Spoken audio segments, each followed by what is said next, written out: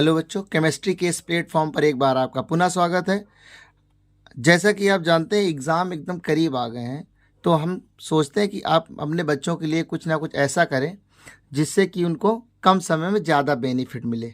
आज हम रासायनिक बलगतिकी का जो चैप्टर है रासायनिक बलगतिकी, उसमें जो मोस्ट इम्पॉर्टेंट टॉपिक है जहाँ से सीधा क्वेश्चन बनता है उसको लेकर आए हैं। अगर आप ये वीडियो देख लेते हैं तो आपके मिनिमम 5 से 6 नंबर पक्के हो जाते हैं। तकरीबन ये 40 मिनट की वीडियो रहेगी। चलते हैं, वीडियो स्टार्ट करते हैं। अगर वीडियो पसंद आए तो इसको लाइक कर दीजिए और अपने दोस्तों को शेयर कर दें जिससे कि क्या हो, कोई इनको भी फ़ायदा मिल जाए। चलिए वीडियो स्टार्ट करते हैं। सबसे पहले चैप्टर का नाम रहेगा रासायनिक बलगतिकी। रासायनिक बलगतिकी में हम सिर्फ वो टॉपिक कवर करेंगे जहाँ से सीधे सीधे क्वेश्चन बनते हैं, जिसमें सबसे पहली हेडिंग रहेगी अभिक्रिया की दर। अभिक्रिया की दर क्या होता है? दर का मतलब वेग से होता है, लेकिन जो अभिक्रिया की दर होती है मतलब अभिक्रिया है उसका जो मतलब अभिक्रिया में जो अभिकारक ले रहे हैं वो कहीं चल के थोड़ी जाना है। उसमें क्या होता है, अभिकारक या उत्पाद की सांद्रता में जो परिवर्तन होता है, तब परिवर्तन में जो समय लगता है उसको ही क्या कहते हैं, अभिक्रिया की दर कहते हैं। जैसे इकाई समय में किसी भी अभिकारक या उत्पाद की सांद्रता में होने वाले परिवर्तन को उस अभिक्रिया की दर या वेग कहते हैं। अगर आपको अभिक्रिया की दर लिखना है तो अभिक्रिया की दर या वेग बराबर होता है अभिकारक या उत्पाद की सांद्रता में परिवर्तन बटे परिवर्तन में लगा समय। आपको हम बता दें जानकारी के लिए, ये जो टॉपिक रहेगा वो वेरी वेरी इंपॉर्टेंट रहेगा। अभिक्रिया की दर पूछी जाएगी तो और इसको प्रभावित करने वाले कारक भी पूछे जाएंगे। आगे देखते हैं। यदि हम ये मान लें कि यदि इस डेल्टा टी समय में पदार्थ की सांद्रता में जो परिवर्तन है वो डेल्टा सी हो तो अभिक्रिया की दर बराबर हो जाएगा, अभिक्रिया की दर बराबर हो जाएगा डेल्टा सी बटे डेल्टा टी, डेल्टा सी बटे डेल्टा टी। अगर यहाँ से आपको क्या करना है, मात्रक निकालना है अभिक्रिया की दर का। अभिक्रिया की दर का मात्रक क्या होता है? देखिए, जो डेल्टा सी है ये है सांद्रता में परिवर्तन और डेल्टा टी क्या है, समय में परिवर्तन। तो मात्रा लिखेंगे, मात्रक हो जाएगा सांद्रता बटे समय। यानी अभिक्रिया की दर का अगर हम मात्रक निकालते हैं तो ये हो जाता है सांद्रता बटे समय। अब देखिए, जो सांद्रता होता है इसको हमेशा मोल बटे लीटर यानी मोल प्रति लीटर में व्यक्त करते हैं। अच्छा, समय को हमेशा सेकंड में, समय को लिखेंगे सेकंड में। तो ये सेकंड ऊपर चला जाएगा तो यहाँ से मात्रक जो बन जाएगा मोल लीटर इनवर्स और सेकंड इनवर्स।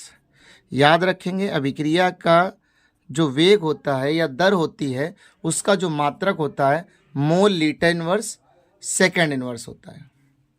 तो आई होप आप अभिक्रिया की दर समझ गए होंगे। अभिक्रिया की दर क्या है? अभिकारक या उत्पाद की सांद्रता में परिवर्तन और तथा परिवर्तन में जो समय लगता है उसके अनुपात को ही अभिक्रिया की दर या वेग कहते हैं। यानी delta C upon delta T आ जाएगा और मात्रक इसका हो जाएगा अभिक्रिया की दर का मात्रक mole litre inverse second inverse. देखते हैं अभिक्रिया के प्रकार। अभिक्रिया के वेग जो होता है, अभिक्रिया का वेग कितने प्रकार का होता है? जो अभिक्रिया का वेग है वो 3 प्रकार का होता है। अभिक्रिया का वेग, अभिक्रिया का वेग 3 प्रकार का होता है, 3 प्रकार का होता है।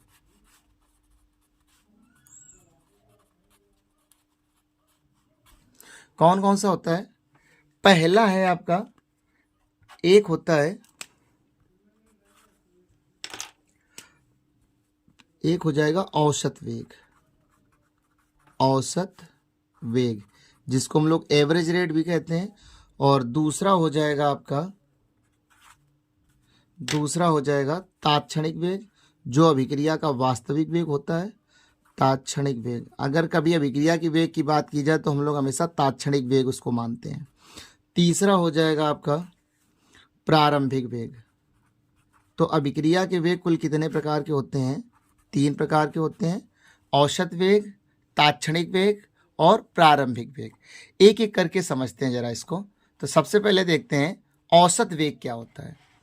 औसत वेग या दर को अगर हम डिफाइन करें तो ये होता है किसी निश्चित समय अंतराल डेल्टा टी में अभिकारक या, देखो बस अंतर यहाँ पर ध्यान से देखना, निश्चित समय अंतराल यानी डेल्टा टी, यानी अंतर ज़्यादा होता है तो वहाँ औसत वेग निकालते हैं, अगर समय का ज़्यादा अंतर निकालते हैं। अभिकारक या उत्पाद की सांद्रता में हुए परिवर्तन यानी डेल्टा सी की दर को अभिक्रिया का औसत वेग या दर कहते हैं। इसे RAV से व्यक्त करते हैं। अगर हम ये मान लें कि R कोई अभिकारक है, अभिक्रिया करके उत्पाद P बना रहा, तो उसके लिए अगर हम औसत वेग लिखते हैं, देखिए अभिक्रिया के औसत वेग को रिप्रेजेंट करने के लिए हमें करना क्या होता है, ये अभिकारक है। अभिकारक जब भी कोई रिएक्शन होती है, अभिकारक की सांद्रता हमेशा घटती है और उत्पाद की सांद्रता बढ़ती है। तो अभिकारक का जब औसत वेग लिखना तो माइनस चिन्ह के साथ लिखेंगे। अच्छा, डेल्टा R अपान डेल्टा टी, ये ब्रैकेट का मतलब ये है इसकी सांद्रता मोल प्रति लीटर में है, और डेल्टा आर का मतलब परिवर्तन, और माइनस चिन्ह ये व्यक्त कर रहा है कि ये अभिकारक है, इसकी सांद्रता में परिवर्तन हो रहा है, इज इक्वल टू, अगर हम उत्पाद के लिए लिखेंगे तो प्लस चिन्ह। क्यों? अभिक्रिया में उत्पाद का जो सांद्रता है वो हमेशा इंक्रीज होती है यानी बढ़ती है। ये हो जाएगा डेल्टा पी अपान डेल्टा टी। इस तरीके से अभिक्रिया के वेग को हम लोग प्रदर्शित कर सकते हैं। या अगर आपको एक कोई नॉर्मल अभिक्रिया दे, एक एग्जाम्पल हम और आपको समझा दे रहे हैं। मान लो हमको दिया है हैबर ब्रिज से जो अमोनिया बनती है N2 + 3H2 और उत्क्रमणीय अभिक्रिया बनता है 2NH3। इसके लिए अगर हम औसत वेग लिखें तो शॉर्ट में RAV लिख ले रहे हैं औसत वेग के लिए। RAV बराबर क्या हो जाएगा, ये जो N2 और H2 है, इधर वाला पोर्शन क्या होता है, अभिकारक होता है, इसकी सांद्रता घटेगी यानी minus delta N2 upon delta t is equal to minus चिन्ह के साथ, क्योंकि ये अभिकारक है, इसकी जो स्टेक्योमेट्री है यानी जो संख्या आगे लगी है वो अपान में जाएगी यानी 1/3 हो जाएगा, और ये हो जाएगा delta H2 upon delta t is equal to, ये जो NH3 बन रहा है ये उत्पाद है।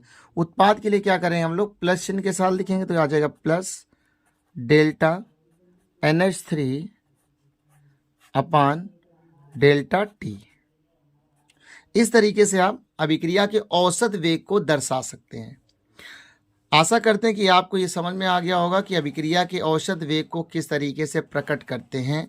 चलते हैं दूसरी हेडिंग, अब तात्क्षणिक वेग के बारे में जरा इसको जान लेते हैं। तात्क्षणिक वेग क्या है जरा देखिए। देखिए किसी भी अभिक्रिया का जो वास्तविक वेग है, रियल वेग है, जिसको निकालना चाहिए, वो होता है तात्क्षणिक वेग। किसी निश्चित समय यानी क्षण भर में यानी, क्योंकि अभिक्रिया की जो दर होती है हर सेकेंड चेंज होती है, तो किसी निश्चित क्षण में अभिकारक या उत्पाद की सांद्रता में होने वाले परिवर्तन की दर को उस अभिक्रिया का तात्क्षणिक वेग कहते हैं। इसे RINST से व्यक्त करते हैं। अब देखिए एक नोट पॉइंट हमने लिख रखा कि तात्क्षणिक वेग ही अभिक्रिया का वास्तविक वेग होता है। इसको हाईलाइट करके याद रखिए। जब भी आप न्यूमेरिकल लगाएं या कोई न्यूमेरिकल आता है तो हमेशा तात्क्षणिक वेग को लेकर ही लगाते हैं।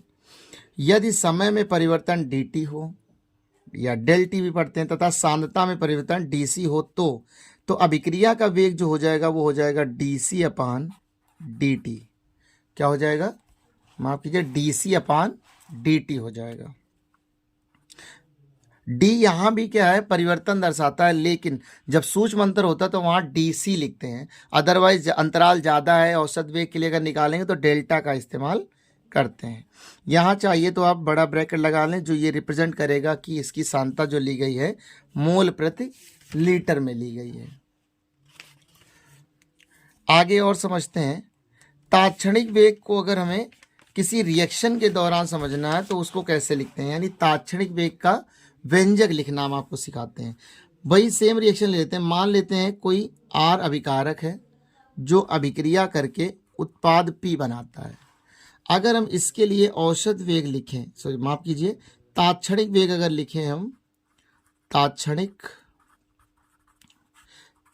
वेग को लिखते हैं RINST, इंस्टेंटेनियस वेलोसिटी होती है, तो RINST बराबर क्या हो जाएगा, ये R जो है आपका अभिकारक है, अभिकारक की सांद्रता घटती है इसलिए माइनस लेंगे, और ये हो जाएगा dr upon dt is equal to, क्योंकि इज इक्वल टू चिन्ह का मतलब ये है कि जितना अभिकारक की सांद्रता घट रही है उतनी ही बढ़ रही है, मतलब सांद्रता में जो परिवर्तन है वो इक्वल रहेगा, और ये उत्पाद है तो यहाँ पर P हो जाएगा, ये हो जाएगा dP अपान dt। आगे देखिए किसी रिएक्शन को लेके समझते हैं। हमारे पास कोई रिएक्शन दी गई है N2, हम यहाँ पर मेंशन कर दे रहे हैं हैबर विधि, जैसे हैबर विधि से अमोनिया का निर्माण। हैबर विधि से जो अमोनिया का निर्माण होता है उसको किस तरीके से लिखेंगे, इसकी जो रिएक्शन होती है N2 + 3H2, उत्क्रमणीय विक्रिया रहती है, उत्क्रमणीय विक्रिया, और यहाँ पर उत्प्रेरक के रूप में Fe रहता है और उत्प्रेरक वर्धक के रूप में मोलिब्डेनम रहता है। अच्छा, साथ में क्या हो जाएगा, 2NH3 बनेगा। अभिक्रिया के दौरान क्या बनता है, 2NH3 बनता है। इसके लिए अगर हम तात्क्षणिक वेग लिखें, तात्क्षणिक वेग, या शॉर्ट में लिख लो RINST बराबर क्या आ जाएगा, देखिए N2 क्या है, अभिकारक है, अभिकारक की सांद्रता अगर घटेगी तो ही उत्पाद की सांद्रता बढ़ेगी, अर्थात ये हो जाएगा माइनस का dN2 upon dt is equal to, चिन्ह लगाएंगे क्योंकि जितनी सांद्रता इसकी चेंज होगी उतनी सांद्रता इसकी चेंज होगी। ये भी अभिकारक है, यानी जो 3H2 है ये भी क्या है, अभिकारक है, माइनस चिन्ह लगाएंगे, और ये आ जाएगा 1/3, जो भी संख्या रहेगी वो आगे आएगी, ये हो जाएगा DN2, हाँ DH2 अपान क्या हो जाएगा dt। इसी तरीके से इज इक्वल टू, अगर हम 2NH3 के लिए लिखेंगे तो प्लस चिन्ह लगाएंगे क्योंकि ये अभिकारक है, ये हो जाएगा 1/2 DNH3 अपान dt। इस तरीके से हम इसको रिप्रेजेंट करते हैं। एक और एग्जांपल देख लेते हैं। मान लेते हैं कि हमको दिया है 3A + B अभिक्रिया करके क्या कर रहा है,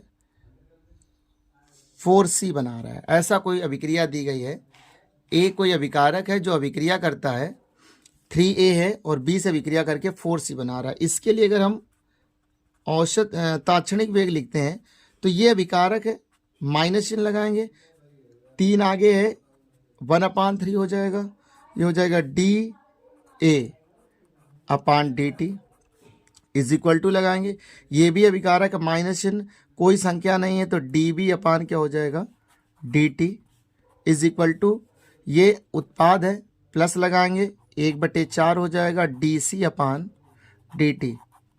आशा करते हैं अब ये आपकी बात समझ में आ गई होगी, किसी अभिक्रिया का औसत वेग किस तरीके से लिखते हैं।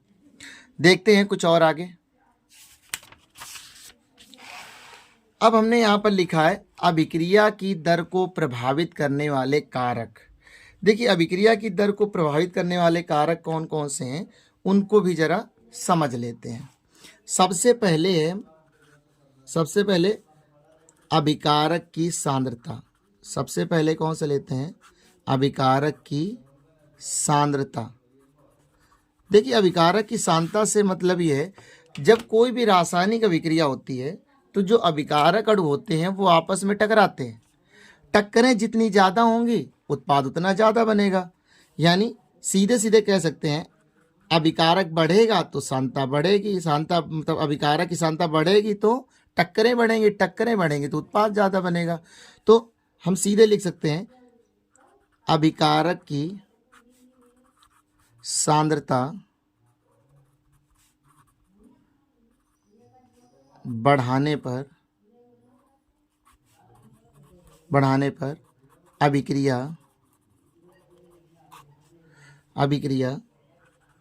की दर भी बढ़ जाती है। क्यों बढ़ जाती है? क्योंकि टक्करों की संख्या बढ़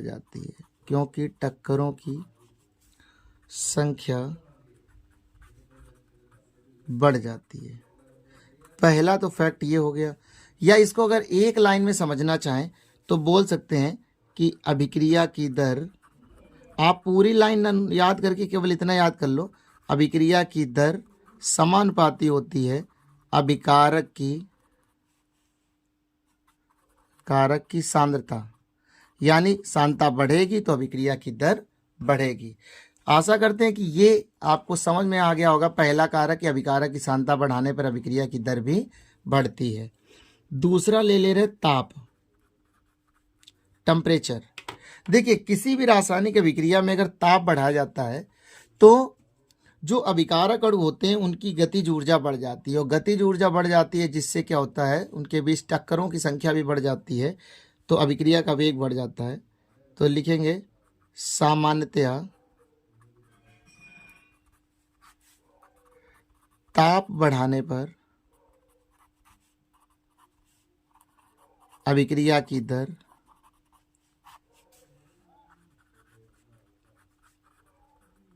बढ़ जाती है, क्योंकि अभिकारक अणुओं की गतिज ऊर्जा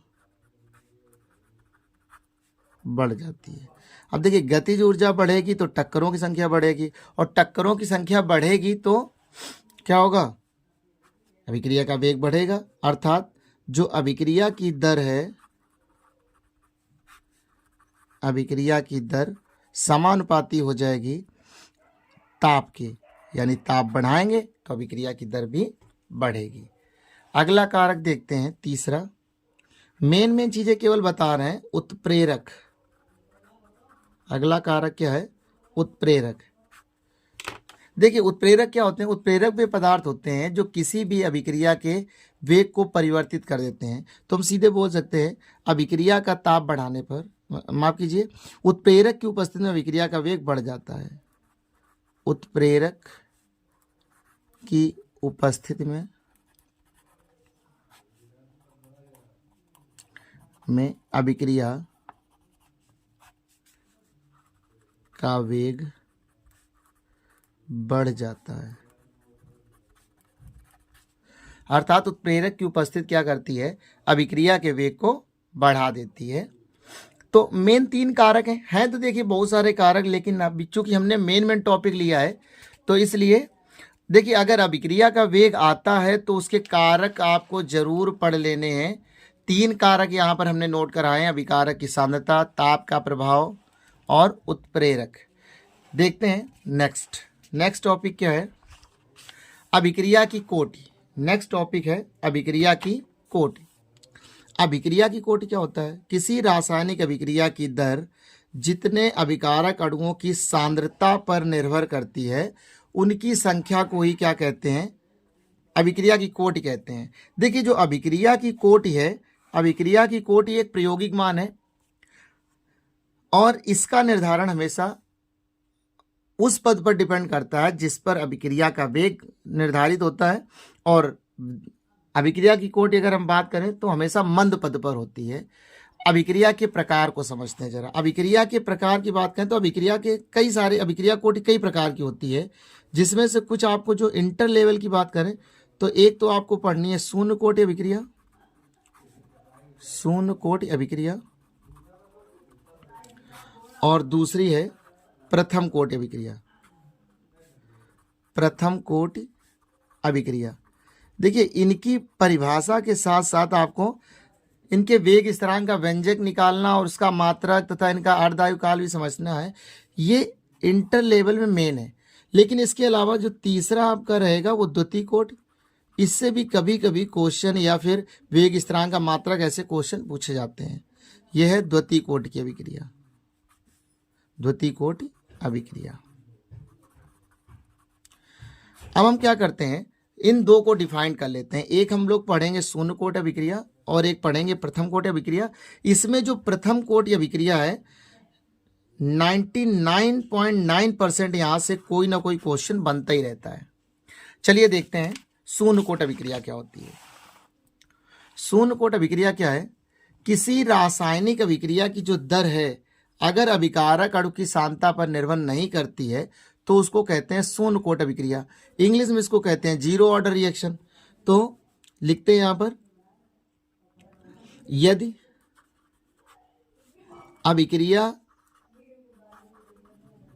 अभिक्रिया की दर अभिकारक अणुओं की सांद्रता पर निर्भर नहीं करती है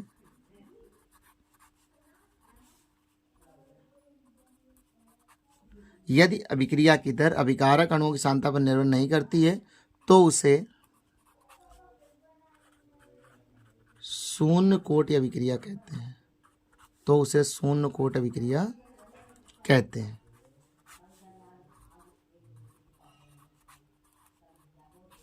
शून्य कोटि अभिक्रिया कहते हैं।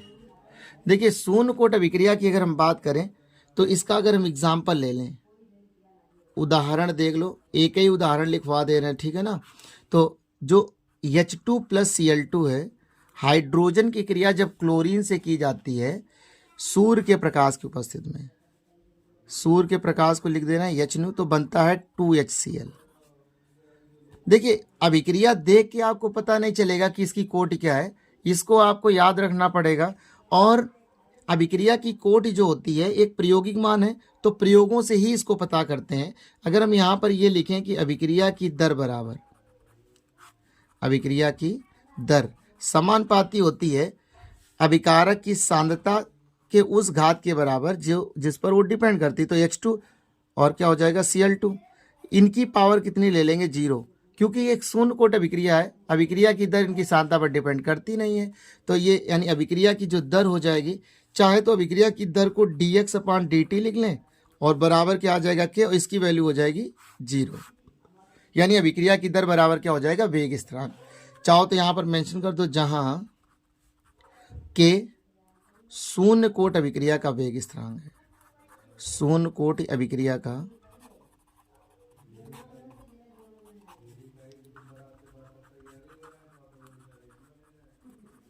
वेग स्थिरांक है, जहाँ K क्या रहेगा? शून्य कोटि अभिक्रिया का वेग स्थिरांक रहेगा। एक काम करते हैं, इसका यहीं से हम लोग सूत्र का निगमन निकाल लेते हैं। यहाँ पर हम लिख दे रहे हैं, नए पेज में कर दे रहे हैं, शून्य कोटि अभिक्रिया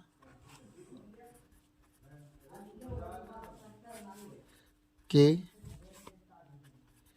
वेग स्थिरांक का निगमन,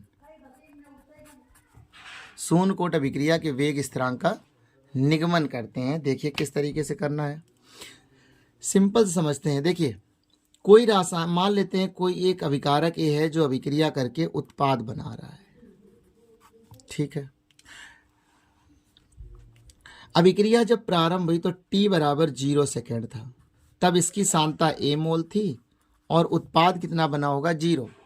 लेकिन कुछ समय बीत गया, यानी मान लेते हैं t सेकेंड बीता, तो ये बन जाता है x मोल और ये हो जाएगा A - x मोल।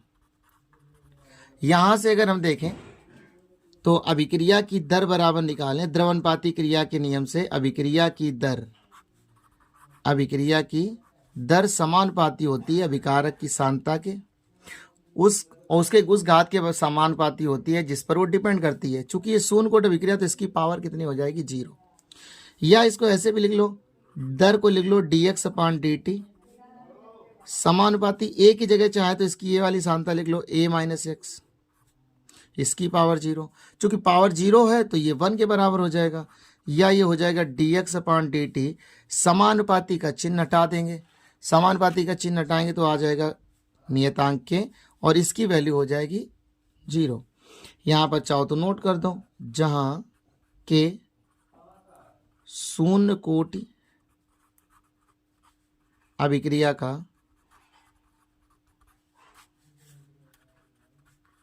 वेग स्थिरांक है। क्या है? शून्य कोटि अभिक्रिया का वेग स्थिरांक है। इधर समझ लेते हैं जरा। अब देखिए, चूंकि हमारा जो इक्वेशन निकल के आई है वो है x dx/dt बराबर के, क्रॉस मल्टीप्लाई कराएंगे तो ये आ जाएगा dx बराबर के dt। इसको समीकरण दे दिया 1। हम लोग ये जो विधि यूज कर रहे हैं, समाकलन विधि यूज कर रहे हैं, तो समीकरण 1 का क्या कर देंगे? समाकलन। समीकरण 1 का समाकलन करने पर, समाकलन करने पर, समाकलन करेंगे तो क्या बन जाएगा? ये आया समाकलन का चिन्ह, ये हो जाएगा dx बराबर नियतांक का होता नहीं और dt। देखिए x के सापेक्ष करेंगे तो यहाँ आ जाएगा x बराबर k, और dt की जगह आ जाएगा t। जब भी समाकलन करते तो उसका एक नियतांक आता है c। समीकरण दे दिया 2। यहाँ पर हम नोट कर दे रहे हैं कि जहाँ c क्या है? जहाँ c समाकलन नियतांक है, समाकलन नियतांक है। अच्छा, हमें क्या करना है? हमें ये c नहीं रखना है, तो c हटाने के लिए हम लोग क्या करते हैं? इसकी इनिशियल वैल्यू देखते हैं कि अगर हम इनिशियल देखें तो यदि x बराबर 0 कर दें, देखिए शुरुआत में हमने x का कितना लिया था? 0, और t की जगह भी कितना लिया था? 0। तो x बराबर 0 हो जाए और t बराबर 0 हो जाए, तो फिर ये बन जाएगा x की जगह हो जाएगा 0 बराबर k इंटू 0 प्लस c, यानी c बराबर कितना आ जाएगा? 0। अब क्या करेंगे? c का मान समीकरण 2 में लगा देंगे। c का मान समीकरण 2 में रखने पर, समीकरण 2 में रख दो तो ये बन जाएगा क्या? ये हो जाएगा x बराबर के टी, और c की वैल्यू हो जाएगी 0। तो ये आ जाएगा कितना? ये आ जाएगा x बराबर के टी, या k बराबर आ जाएगा x/t। ये जो सूत्र निकला है ये शून्य कोटि अभिक्रिया के वेग स्थिरांक का व्यंजक कहलाता है। ये शून्य कोटि अभिक्रिया के वेग स्थिरांक का व्यंजक है।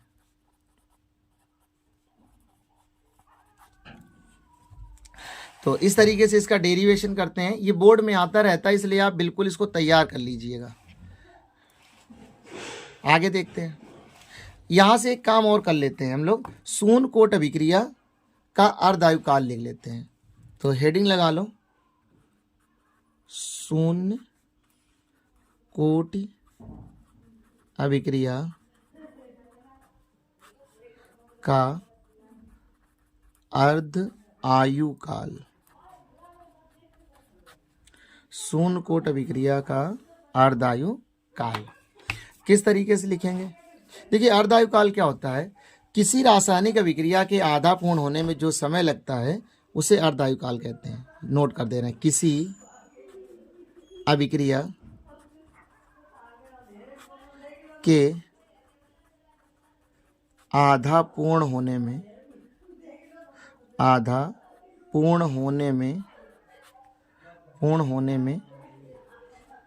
जो समय लगता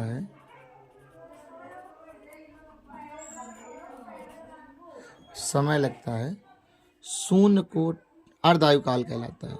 जो समय लगता है अर्ध आयु काल कहलाता है।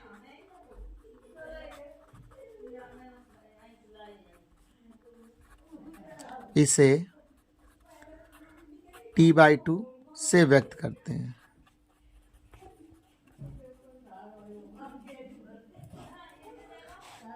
व्यक्त करते हैं। अगर हम इसका फार्मूला निकालें तो ये क्या आ जाएगा, फार्मूला हमने पढ़ा k बराबर x/t। यदि इसमें हम लोग क्या कर दें, यदि x की जगह a/2 कर दें और t की जगह t/2 कर दें, तो जो फार्मूला निकल के आएगा वो आ जाएगा k बराबर a/2 into T half, a/2 into T half, या यहाँ से टी हाफ बराबर निकालें तो आ जाएगा a/2k। तो ये इसका फार्मूला अर्धायुकाल का है। अच्छा, इसमें एक चीज़ और थोड़ा ध्यान रखना, कभी कभी ये फार्मूला ऐसे भी यूज़ कर लेते हैं, टी हाफ समानुपाती हो जाता है a के, तो इस फार्मूले को भी आप याद रखेंगे। ठीक है, आशा करते हैं समझ में आ गया होगा। देखते हैं नेक्स्ट चीज। अच्छा, इसका मात्रक रह गया, तो मात्रक आप इसका याद कर लेना, मोल लीटर इनवर्स वेग स्थिरांक का मात्रक, इसको हम कर दे रहे हैं शून्य कोट अभिक्रिया के वेग स्थिरांक का मात्रक। शून्य कोट अभिक्रिया के वेग स्थिरांक का मात्रक कैसे निकालेंगे, का मात्रक के बराबर फार्मूला निकाला x/t। x क्या है, सांद्रता है, x क्या है, सांद्रता है, और t क्या है, समय है। देखिए, सांद्रता को लिखते हैं मोल बटे लीटर, किसमें लिखते हैं, मोल बटे लीटर, और समय को लिख देंगे सेकंड। तो जो इसका मात्रक आ जाएगा वो हो जाएगा mole litre inverse second inverse. शून्य कोट अभिक्रिया के वेग स्थिरांक का जो मात्रक होता है mole litre inverse second inverse, बहुत ज़्यादा इंपॉर्टेंट है, वेरी इंपॉर्टेंट है, ये बिल्कुल याद रखना, ऑब्जेक्टिव में अक्सर पूछा जाता रहता है। शून्य कोट अभिक्रिया के वेग स्थिरांक का मात्रक। अगला टॉपिक है प्रथम कोट की अभिक्रिया, फर्स्ट ऑर्डर रिएक्शन। पहले इसकी हम लोग थ्योरी कंप्लीट करते हैं। यदि अभिक्रिया की दर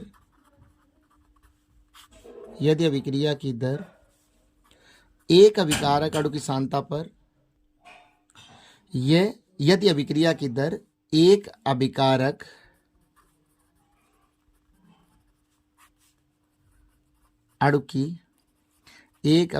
अणु की सांद्रता पर निर्भर करती है तो उसे प्रथम कोट की अभिक्रिया कहते हैं।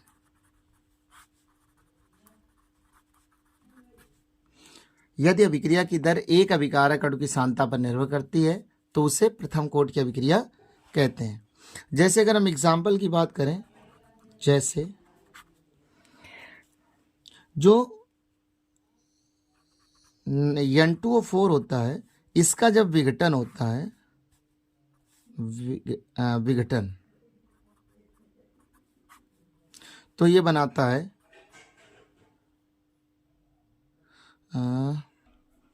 तो ये जो N2O5 है ये अपघटित हो जाता है, NO2 बनाता है और O2 बनाता है।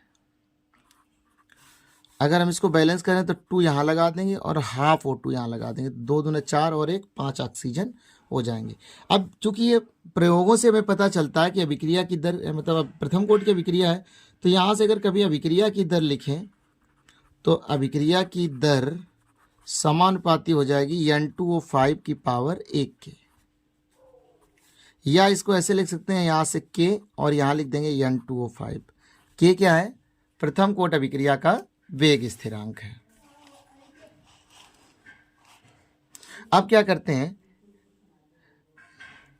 प्रथम कोट अभिक्रिया की बात करें अगर, तो इस चैप्टर में अगर कोई सबसे ज़्यादा इम्पोर्टेंट है तो ये टॉपिक है, वेरी वेरी मोस्ट इम्पोर्टेंट।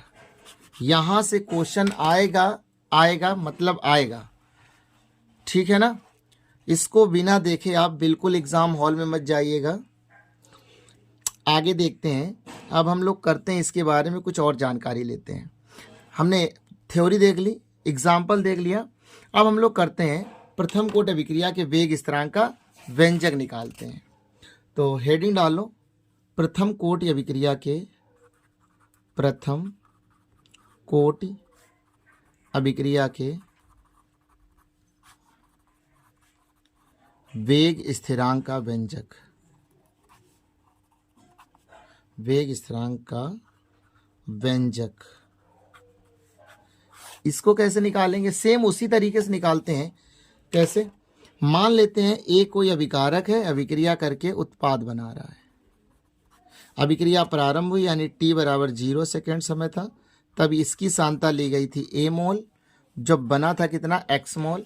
लेकिन कुछ समय बीत गया, कुछ समय बीतने पर यानी t समय बीत गया, t सेकेंड बीते, तो इसकी सांद्रता में जो परिवर्तन आता है वो हो जाता है कितना, माफ कीजिए, ये 0 बनेगा पहले, यहाँ पर x आ जाएगा और ये कितना हो जाएगा a माइनस एक्स मोल। ये कितना हो जाएगा a माइनस एक्स मोल। यहाँ से क्या करेंगे, द्रव अनुपाती क्रिया के नियम से अभिक्रिया की दर लिखेंगे।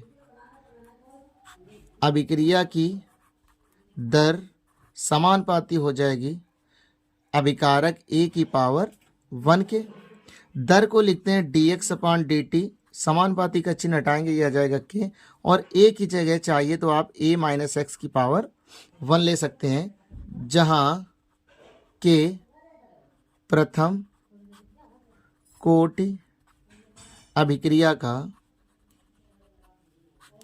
प्रथम कोटि अभिक्रिया का वेग स्थिरांक है,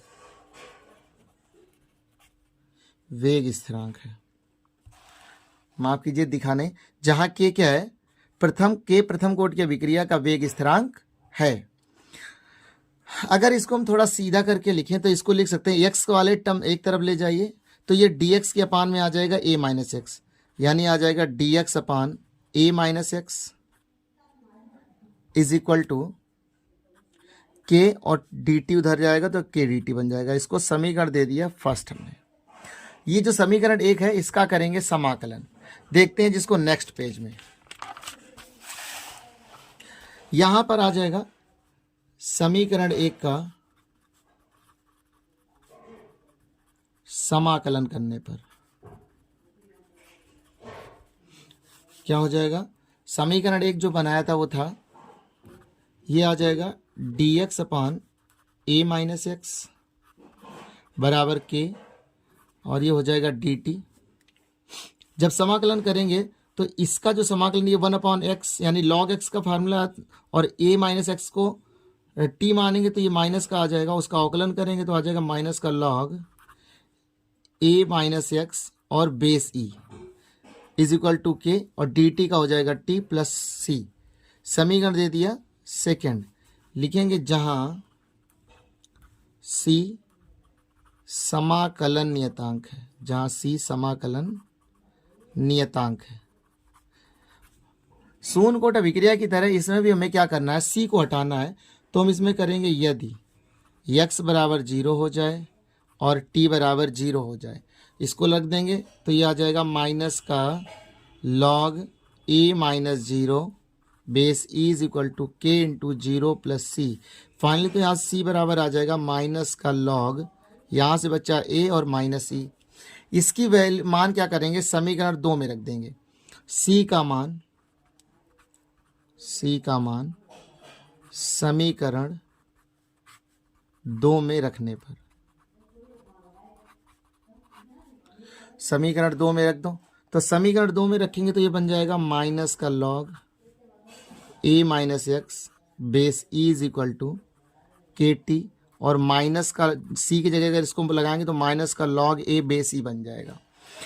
इसको और सॉल्व करेंगे तो ये आ जाएगा, इसको एक तरफ ले जाओ, यानी यहाँ से अगर हम के टी बराबर निकालें तो ये इधर आएगा तो ये हो जाएगा प्लस का लॉग a बेस e, और ये माइनस का क्या हो जाएगा लॉग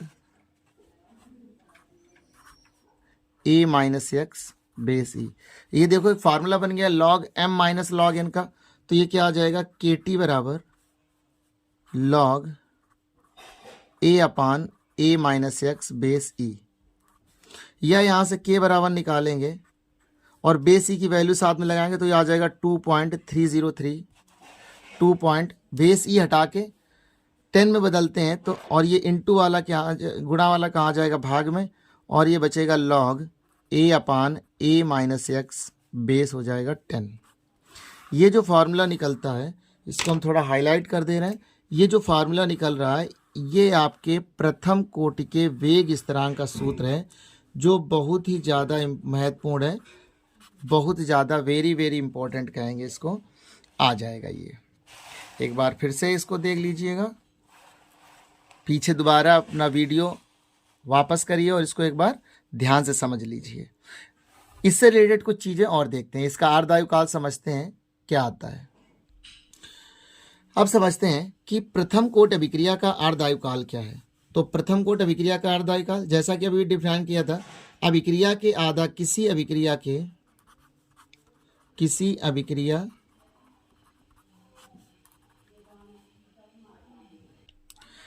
अभिक्रिया के आधा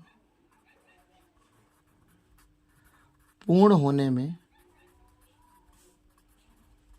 जो समय लगता है, आधा पूर्ण होने में जो समय लगता है,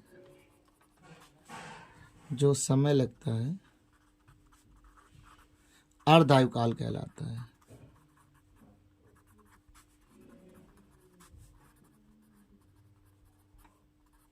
अर्धआयु काल कहलाता है। इसे टी हाफ से लिखते हैं, जैसा पीछे भी बता के आए अभी हम, इसे टी हाफ या टी 50% से व्यक्त करते हैं।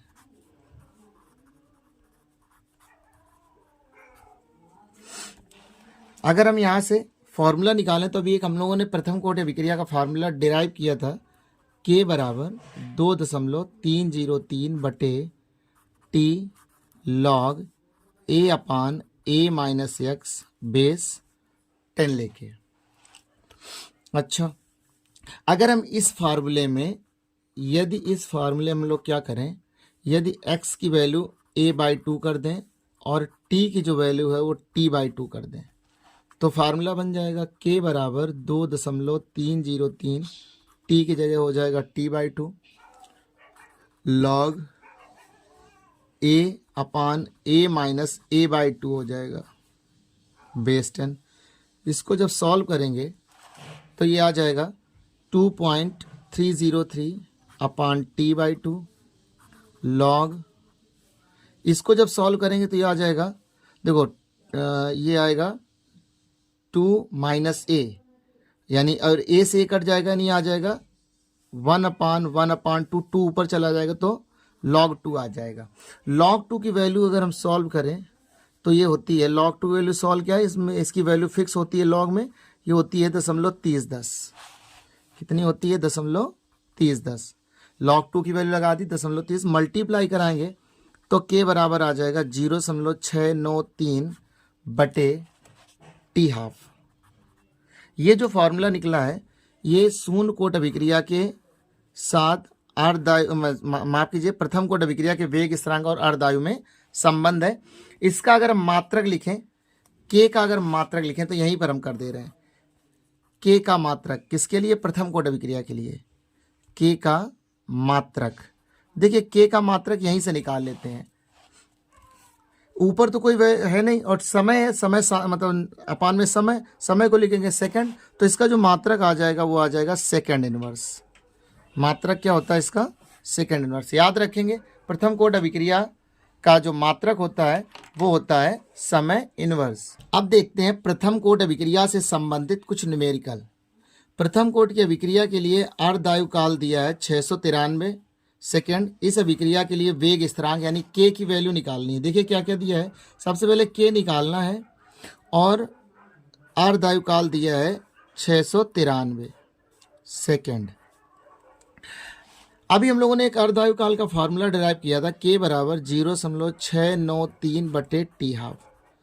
टी हाफ की वैल्यू आपको दी गई है, पुट करके आंसर निकाल सकते हैं। तो 0.693 बटे टी हाफ की वैल्यू 693 है, तो ये कटेगा 0, या दशमलव नीचे कर लो, यानी इसको सीधे लिख दे रहे हैं, दशमलव हटा के नीचे 3 जीरो बढ़ा दो और ये एक बार में कट जाएगा, तो ऊपर बचेगा 1/10 की पावर, ऊपर बचेगा ये 1/10 की पावर 3, इसको ऊपर लेके जाएंगे तो 1 × 10 की पावर -3 और इसका मात्रक हो जाएगा प्रथम कोटि अभिक्रिया के वेग स्थिरांक का सेकेंड इनवर्स।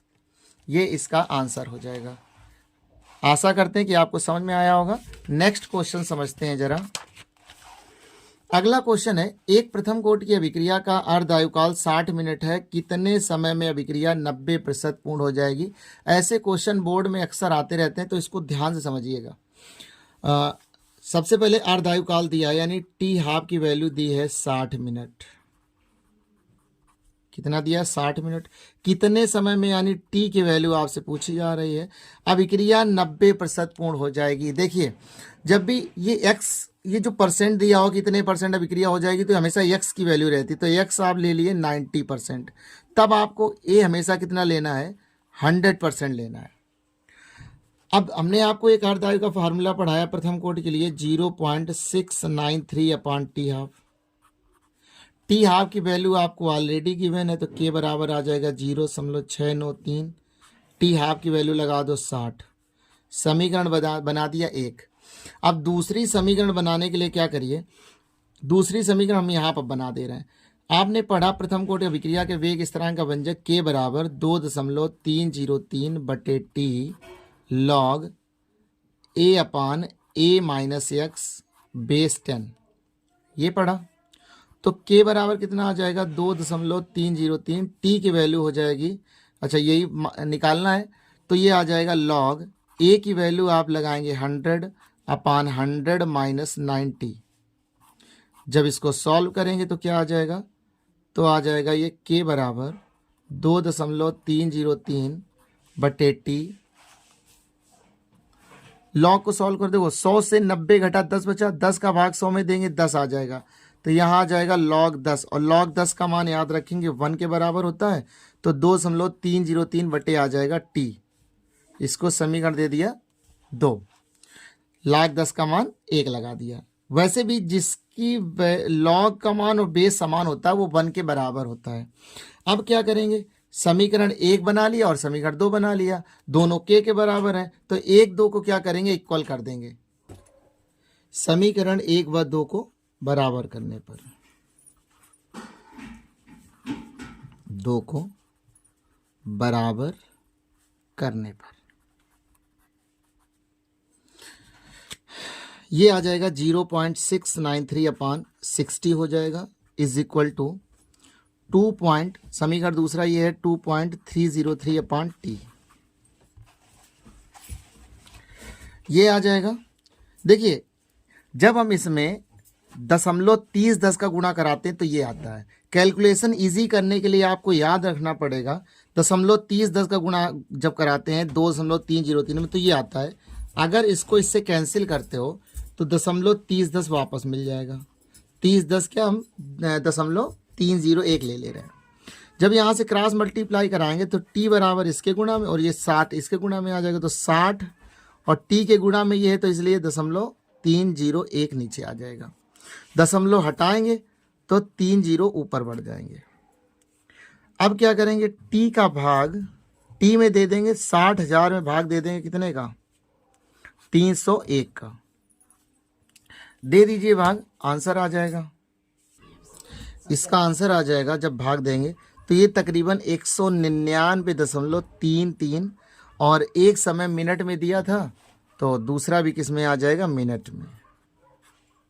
ये आ जाएगा इसका आंसर। आशा करते हैं समझ में आया होगा। नेक्स्ट क्वेश्चन देखते हैं।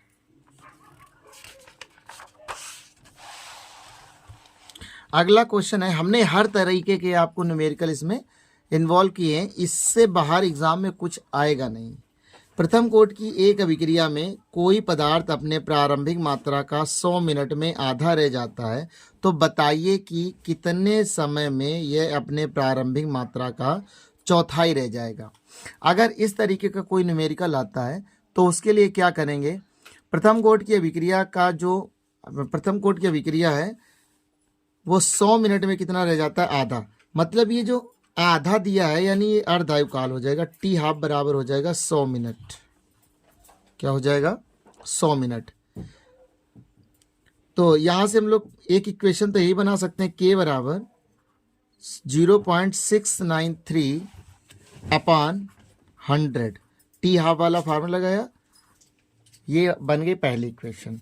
दूसरी इक्वेशन बनाने के लिए क्या कह रहा है, कितने समय में, यानी समय आपको निकालना है। समय के लिए क्वेश्चन मार्क कर दिया। अपने प्रारंभिक मात्रा का 1/4 रह जाएगा, यानी प्रारंभिक मात्रा अगर हम मान लें कि ए बराबर कितना है, 1 मान ले रहे हैं, 1 मोल है, तो इसकी जो शेष मात्रा यानी ए माइनस एक्स बराबर 1/4 यानी इतना आ जाएगा 1/4 मोल। तो यहाँ से अगर हम इक्वेशन बनाए तो के बराबर क्या आ जाएगा, 2.303 बटे टी लॉग ए की वैल्यू हो जाएगी 1 और ये हो जाएगा 1/4 बेस 10। तो के बराबर आ जाएगा 2.303 बटे टी लॉग 4 ऊपर चला जाएगा। के बराबर 2.303 बटे टी log 4 को अगर चाहो तो 2 की पावर 2 लिख लो, 2 आगे आएगा और log 2 का मान होता है 0.3010। इसका इसमें गुणा आप याद रखें कि अगर हम 2.303 में 0.3010 गुणा कराते हैं, 0.693 आता है, गुणा में आ जाएगा 2 बटे टी। इसको इक्वेशन दे दी सेकेंड। अब क्या करेंगे, एक समीकरण ये है और दूसरा समीकरण ये है। समीकरण 1, 2 को कर देंगे बराबर, तो लिखेंगे समीकरण 1 व 2 को बराबर करने पर तो ये बन जाएगा 0.693 बटे 100 बराबर में आ जाएगा 0.693 गुणा 2 बटे टी। इससे ये कैंसिल हो जाएगा। जब यहाँ से टी बराबर निकालेंगे तो टी का गुणा इससे यानी 200 का गुणा 2 से हो जाएगा, तो 200 आगे आ जाएगा मिनट। ये रहा आपका आंसर। आशा करते हैं ये भी समझ में आ गया होगा। देखते हैं नेक्स्ट क्वेश्चन। ये क्वेश्चन जो लिया है ये सिद्ध करने वाला क्वेश्चन है। क्वेश्चन है, सिद्ध करो कि प्रथम कोट की अभिक्रिया के 3/4 पूर्ण करने में लगा समय अर्ध क्रिया को पूर्ण करने में लगे समय का 2 गुना होता है। ये एक सिद्ध करने वाला सवाल है। तो इसको कैसे करेंगे, ये सिद्ध करना है कि कोई प्रथम कोट की अभिक्रिया जब 3/4 पूर्ण होती है और उसी अभिक्रिया के आधा पूर्ण करने में जो समय लगता है वो इस समय का 2 गुना होता है। इसको किस तरीके से करेंगे, देखिए इसमें क्या करना है, x की वैल्यू रहेगी 3/4। जब भी x की वैल्यू फ्रैक्शन में दी हो तो a को 1 मान लेना आप, यानी ये 3/4 मोल हो जाएगा और ये 1 हो जाएगा। और t की जगह एक काम कर लेते हैं, इसको सिंबलाइज कर लेते हैं 3/4 से, t 3/4। तो यहाँ से एक इक्वेशन बना लो, ये बन जाएगी क्या, यहाँ से इक्वेशन बना लेते हैं k बराबर 2.303 अपॉन टी लॉग a की वैल्यू, यहाँ t की जगह t 3/4 कर दिया और log a upon a minus x होता है, a की वैल्यू 1 और ये 1 माइनस 3/4 हो जाएगी बेस 10। तो ये आ जाएगा k बराबर 2.303। ये तो सिंबल है, इसको ऐसे नोट कर लेंगे 3/4 और ये हो जाएगा log, देखो इसको सॉल्व करेंगे तो 4, इसका एलसीएम मिल जाएगा कितना, 4 एलसीएम मिला तो 4 एकम 4 से 3 घटेंगे तो 1 बचेगा बटे 1, ये आ जाएगा। log 4 जाएगा ऊपर तो बन जाएगा k बराबर 2.303 बटे टी 3/4, टी 3/4 लिखा है और ये log 4 हो जाएगा, log 4 बेस 10 हो जाएगा इसका। अच्छा, k बराबर क्या आ जाएगा, 2.303 बटे टी 3/4। log 4 को लिख लो 2 की घात 2, जिसमें 2 आगे आ जाएगा और log 2 का मान 0.3010। इसका मल्टीप्लाई करा दो, अभी समझाया था कि इसका जब मल्टीप्लाई कराते हैं तो 0.693 इंटू में 2 बच रहा है अपान में टी 3/4 आ जाएगा। इसको इक्वेशन दे दिया फर्स्ट। दूसरा इसका अर्धायुकाल वाला हम इधर बना दे रहे हैं क्योंकि जगह की थोड़ी कमी है। अर्धायुकाल के बराबर होता है, ये इक्वेशन इस प्रकार के सवालों में आराम से ऐसे बन जाएगा 0.693 अपान टी हाफ। इसको समीकरण दे दिया 2। समीकरण 1 2 को बराबर करने पर समीकरण 1 व 2 को, या 1 व 2 से लिख दे रहे हैं केवल, समीकरण 1 व 2 से। देखिए एक आपका है के बराबर 0.693 है, और दूसरी इक्वेशन ये है, दोनों को जब लिखेंगे तो 0.693 upon T half is equal to में जाएगा 0.693 इंटू 2 अपान टी 3/4 अपान में टी 3/4। ये इससे कैंसिल होगा, तो सीधे जब यहाँ से टी 3/4 निकालेंगे तो टी 3/4 बराबर कितना आ जाएगा, टी 3/4 बराबर 2 इंटू टी हाफ, जो हमें प्रूव करना था कि जो 3/4 का समय है वो अर्ध क्रिया का 2 गुना होता है। और ये रहा आपका आंसर। आशा करते हैं कि ये भी समझ में आ गया होगा। देखते हैं नेक्स्ट क्वेश्चन। अगला सवाल लिया हमने, दर्शाइए कि प्रथम कोट की अभिक्रिया में 99% पूर्ण होने में लगा समय 90% पूर्ण होने में लगने वाले समय का 2 गुना होता है। ऐसे सवालों को किस तरीके से करेंगे? इसमें क्या करेंगे, x की वैल्यू लेंगे 99%, तब a लेंगे 100%।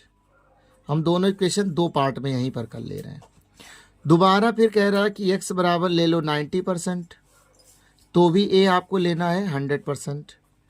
इसमें क्या करते हैं, जो t समय है इसको रिप्रेजेंट कर लेते हैं t 99%, और इसमें t को रिप्रेजेंट कर देते हैं t 90%। इससे क्या होगा, कन्फ्यूज़न नहीं होगा। इक्वेशन बनाएंगे k बराबर 2.303 बटे टी होता है, t की जगह 99%, log a upon a minus x होता तो a की वैल्यू 100 हो जाएगी, अपान 100 माइनस 99 हो जाएगा, बेस 10। तो k बराबर आ जाएगा 2.303 बटे टी 99%, और ये हो जाएगा लॉग 100 से 99 घटाएंगे 1 बचेगा, और 1 का भाग 100 में देंगे तो ये आ जाएगा 100, बेस 10 रहेगा। लाख 100 का मान 2 होता तो आ जाएगा 2.303 बटे टी 99%, और गुणा में आ जाएगा 2, गुणा में आ जाएगा 2। लाख 100 का मान 2 रख दिया, समीकरण दे दिया फर्स्ट। सेकेंड इसी तरीके से इसमें सॉल्व कर लेते हैं। सेकेंड को जब सॉल्व करेंगे तो ये के बराबर बन जाएगा 2.303 बटे टी की जगह ले लेंगे टी 90%, लॉग ए की जगह 100 ही रहेगा, अपान क्या हो जाएगा 100 माइनस 99, माफ़ कीजिए 90, तो बेस 10, और ये आ जाएगा के बराबर 2.303 बटे टी 90%। इसको जब सॉल्व करेंगे 100 में से 90 घटाया 10 बचा, 10 का भाग देंगे तो लॉग 10 बचा, लॉग 10 का मान 1 हो जाएगा, तो ये आ जाएगा के बराबर 2.303 बटे टी 90%। समीकरण दे दिया 2। समीकरण 1 और समीकरण 2 को बराबर कर देंगे, यहाँ हम नोट कर देना समीकरण 1 व 2 से, समीकरण 1 व 2 से 1 व 2 को जब सॉल्व करेंगे तो क्या बन जाएगा, ये आ जाएगा 2.303 into 2 upon t 99% is equal to 2.303 upon t 90%। इससे ये कैंसिल हो जाएगा, और जब टी 99% बराबर करेंगे किसके, तो ये 2 गुना हो जाएगा टी 90%, जो हमें सिद्ध करना था कि 99% अभिक्रिया होती है तो 90% का 2 गुना होता है। अगला सवाल समझते हैं। अब न्यूमेरिकल इतना ही है, अगला टॉपिक समझते हैं, अभिक्रिया की आणविकता क्या होती है। यहाँ से भी क्वेश्चन बनते ही रहते हैं। अभिक्रिया की आणविकता क्या होती है, किसी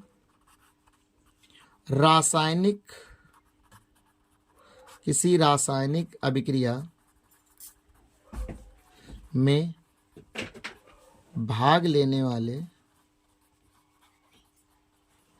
किसी रासायनिक अभिक्रिया में भाग लेने वाले अणुओं की संख्या को अभिक्रिया की आणविकता कहते हैं।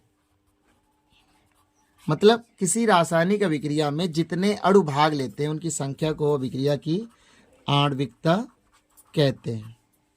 जैसे एग्जाम्पल के लिए अगर समझें, H2 प्लस Cl2 और अभिक्रिया करके क्या बनाते हैं, 2HCl बनाते हैं। अगर हम इसकी बात करें आणविकता की, तो इस अभिक्रिया की जो आणविकता होगी वो कितनी हो जाएगी, एक अणु H2 का है और एक Cl2 का, ओवरऑल आणविकता कितनी हो गई, 2।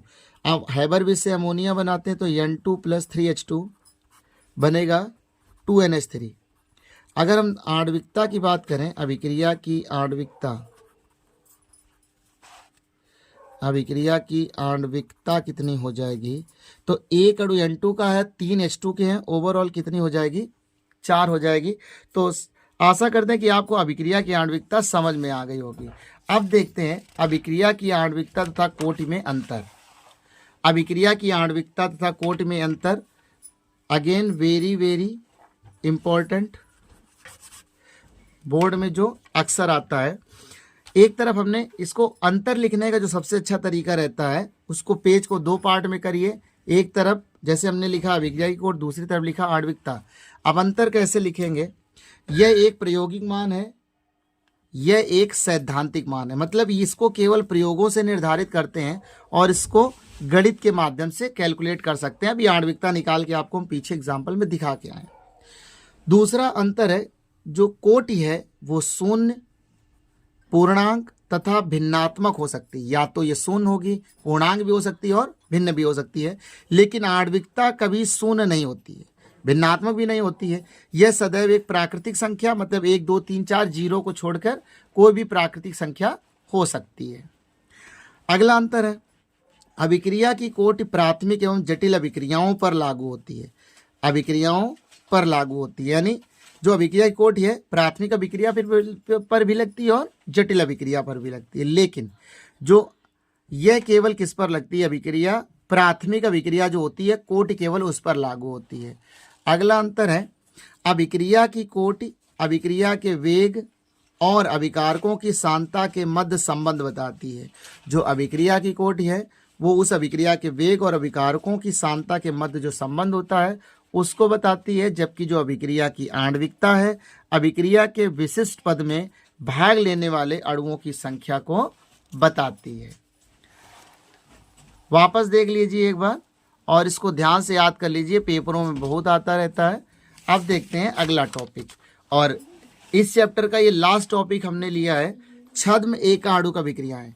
छद्म एकाणु मतलब जो दिखने में कुछ और हैं और वास्तविक कुछ और अभिक्रियाएं हैं, उनके बारे में जानते हैं।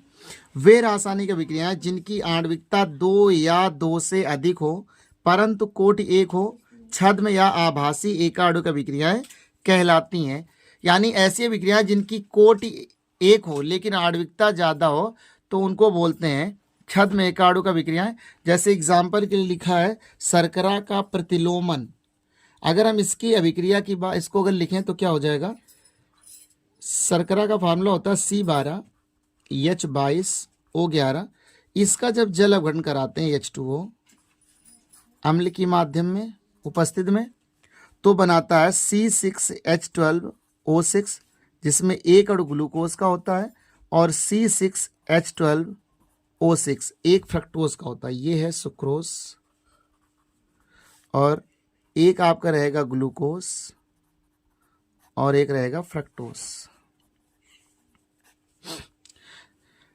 अगर हम यहाँ पर अभिक्रिया की दर लिखें तो अभिक्रिया की दर बराबर आ जाएगा, समानुपाती हो जाएगा। देखिए जो ये अभिक्रिया की दर है इसकी आणविकता एक सुक्रोज है और एक जल है। लेकिन अगर कोट की बात करें तो जो अभिक्रिया की दर है वो केवल सुक्रोज की सांद्रता पर निर्भर कर रही है। तो इसको लिखेंगे C12H22O11 और पूरे की पावर कितनी हो जाएगी 1 लिखा नहीं जाता है, या दर बराबर आ जाएगा K C12H22O11। अतः यह एक कैसी है, प्रथम कोटि की अभिक्रिया है, आणविकता 2 है, अतः इसको छद्म एकाणु अभिक्रिया कहते हैं। दूसरा एग्जाम्पल लिया है एथिल एसीटेट का अम्लीय जल अपघटन। देखिए एथिल एसीटेट का अम्लीय जल अपघटन की बात करें तो एथिल एसीटेट का फार्मूला होता है CH3 COO एथिल एस्टेट होता है CH3 COO इसका जब जल अवर्ण कराएंगे मतलब H2O से क्रिया, तो हम इसको HOH लिख दे रहे हैं अम्ल की उपस्थिति में। तो यहाँ से इतना निकाल दो, तो एक तो बन जाएगा एथिल अल्कोहल यानी C2H5OH और दूसरा बन जाएगा CH3COOH। अभिक्रिया की दर अगर इसके लिए लिखें तो अभिक्रिया की दर देखिए, अगर हम बात करें इसकी आणविकता की तो एक इसमें एथिल एस्टेट का अणु है और एक जल का अणु है, तो आणविकता 2 है। लेकिन प्रयोगों से पता चला है कि जो अभिक्रिया के जो वेग है वो सिर्फ और सिर्फ एथिल एस्टेट के अणु पर डिपेंड करता है। अतः यह कैसी है, प्रथम कोटि की अभिक्रिया है, तो इसको लिखेंगे CH3COO और पावर में आ जाएगा 1। जब समानुपाती का चिन्ह हटाएंगे तो नियतांक K आएगा और ये बन जाएगा CH3COO अतः यह एक प्रथम कोटि की अभिक्रिया है और ये छद्म एकाणुक अभिक्रिया का उदाहरण है। कमेंट करके बताइए कि आज का वीडियो कैसा लगा। अगर वीडियो अच्छा लगा हो तो दोस्तों में इसको अवश्य शेयर कीजिए, लाइक कर दीजिए वीडियो को, और मिलते हैं नेक्स्ट वीडियो में नेक्स्ट टॉपिक के साथ। धन्यवाद।